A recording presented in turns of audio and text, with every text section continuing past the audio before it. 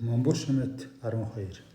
Бодлого ABC гурвалжны AB тал 2, VC 4, V2 төхөөнцөг нь Vтэй AC-ны X байг. 1. Косинус Vтийг X-ээр илэрхийл.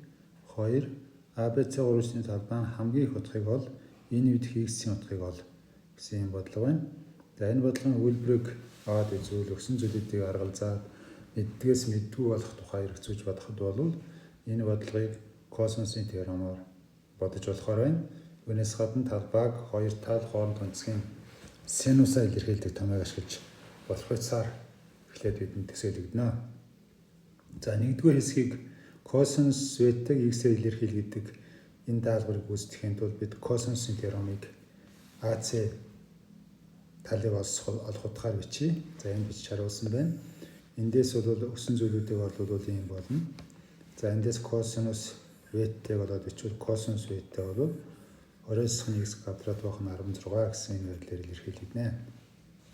За даалгавар 2-ын хувьд бол бид өгсөн зүйлүүдийг ашиглаад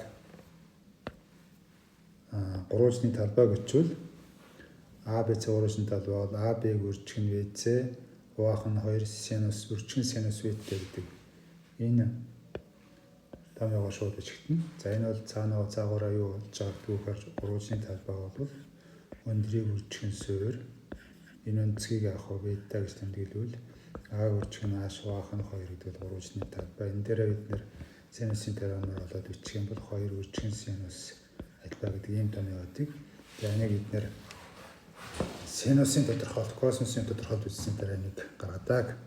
За энд бол Vт өнцөг нь гурвалжны өнцөг учраас 0-ээс эрсэх π-гээс бага байх ёстой. Түүнээс гадна синусын утга бол 1-ээс хэтрэхгүй байдгийг сануул.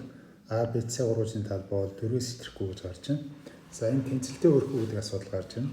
Тэгэхээр синус Vт тэнцүү 1, Vт нь бол 0-ээс их π-гээс хэтрэхгүй байх үед бол энийг тэнцэлтэй хүргэдэг 1 байдаг утга бол 90 градус π байх нь уу? Раданаар бол 2-ны π-тэй тэнцүү гэдгийг бид эндээс олж харна. Ийм учраас энэ тэнцэл биш тэнцэлтэй хүрэх өнц Vт-ийн утгатай байна. Тэгэхээр ийм учраас ABC гурвалжны хамгийн их утга бол 4 байх нь.